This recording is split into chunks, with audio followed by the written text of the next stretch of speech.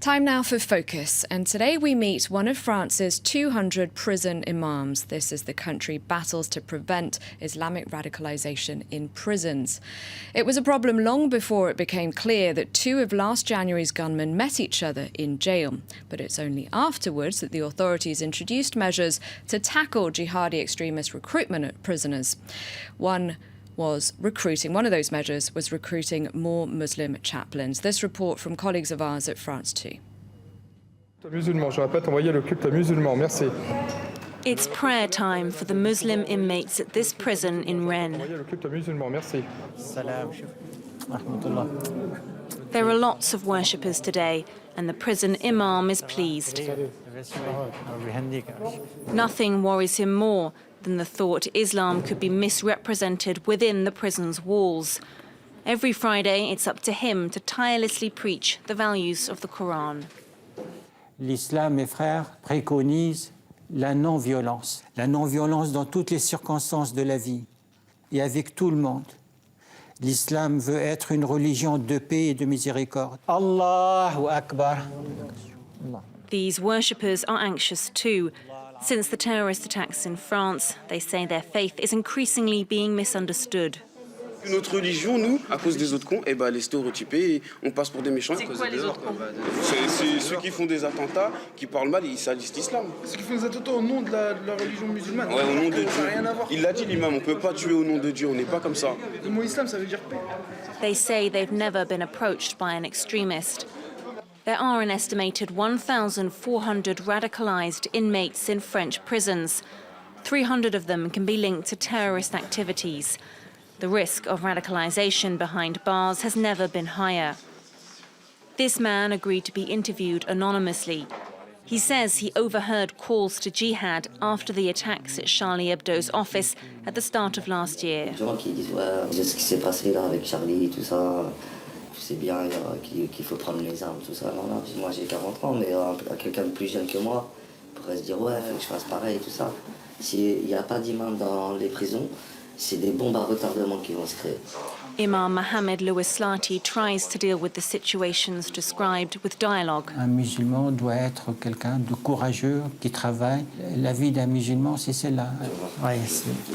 Barakallahu fik. Je vous le dis. He listens, accompanies, but he can never be sure what will happen once the cell door closes.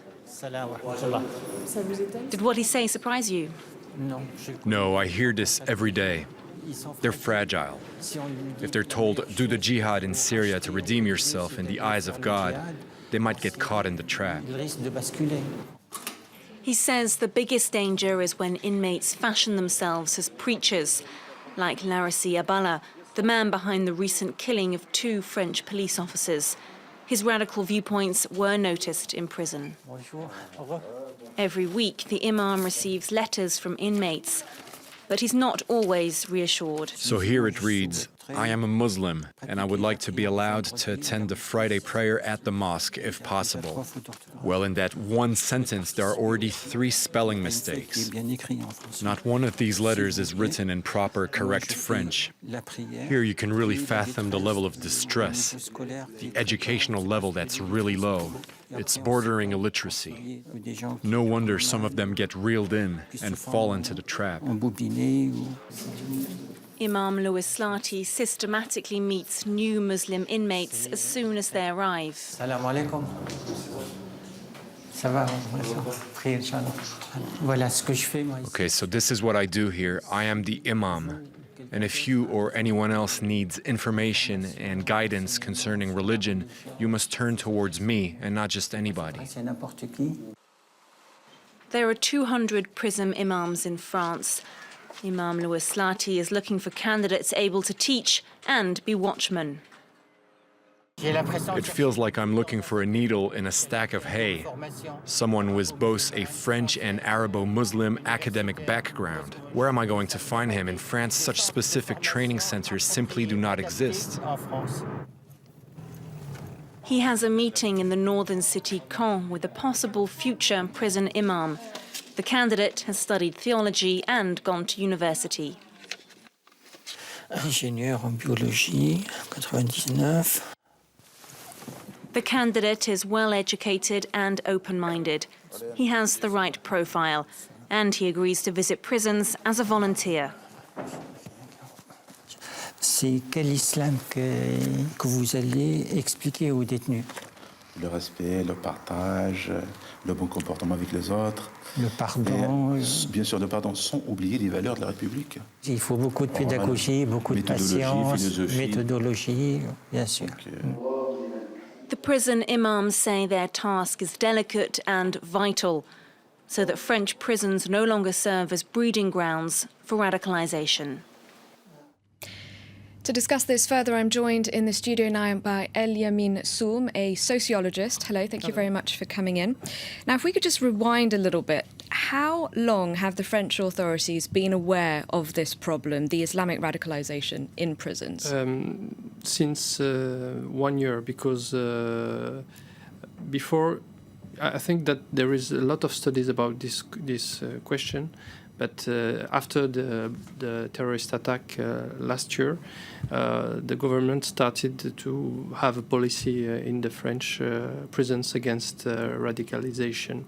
And they, as mentioned it was mentioned in the commentary, they have reinforced the staff of chaplain, Muslim chaplain.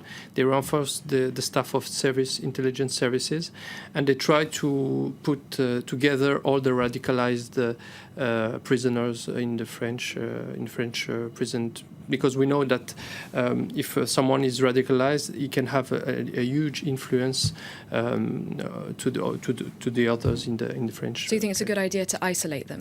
I'm not sure that this is a good idea, because I think that this is this is just to try to don't let them to influence the rest of the prisoner. But at the same time, some researchers used to say that it's dangerous because they can just stay in their radicalization. And hiring more prison imams, is that a good initiative, do you think? For the moment, it's difficult to know, because it's just a new phenomenon. We know that we have the same experience in the French army, and it's quite interesting, because you can have for the other religions. And it's interesting. In the documentary, they said that some people, they need to have a contact with the society. And I think the problem is not only a religious problem. It's a problem of what we are doing in the French prison in terms of rehabilitation in the French society after prison. And so what more do you think needs to be done then? I think we have like different models around the world. We have like countries like in the United States, where there is more than 2 million of prisoners, which is a model with a lot of repression. In the United States, you cannot, in some cases, have this idea to one day to have to go to the society, to have a life, a normal life. And there is other model like in Norway, and in Norway you have to pay for what you have done to the society. This is jail, but it's interesting because in Norway they try to work with psychotherapists, they try to work with education, and to make that you have to be punished for what you have done, but now you have the chance to be integrated to the society. But they have also introduced more psychologists and more social workers in French prisons. Yeah, it's true. There is now, since the terrorist attacks, there is this idea that we have to experiment new ideas. But we have a huge problem. It's not only focused on the question of radicalization or Islamic radicalization. It is we have a lot of prisons. They are full. The prison of Rennes, there is like a lot of people, and they mixed different type of criminals or delinquent, and it is a problem that we have in France. This is more the problem of the French prison than the question of radicalization. But now we can see what's happened with this new actions. And people aren't just radicalized in prison, of course. They can be radicalized elsewhere, on the internet, at school. On the point of schools, do you know if there's anything in particular being done on this particular subject in schools, in education? It is very difficult because, as you know, in the French schools we have a problem of some youngs, and they are much more focused on how to educate them, and there is no really political actions. But we know now that the government is trying to help the families. There is a green number. The families can call if they have like problems with their children, if they feel that they are radicalized.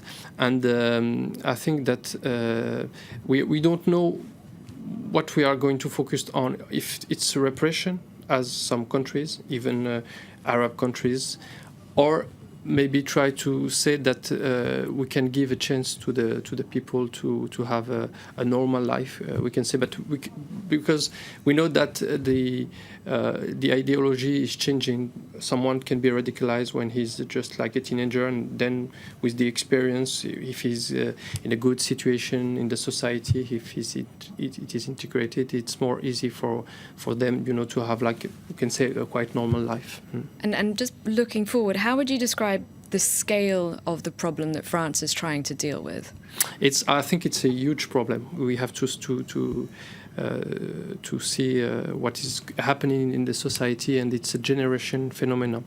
But in all society we can find a solution, but we don't have to minimize the reality of this problem. All right, we'll have to leave it there. Thank you very much for coming in, Aline.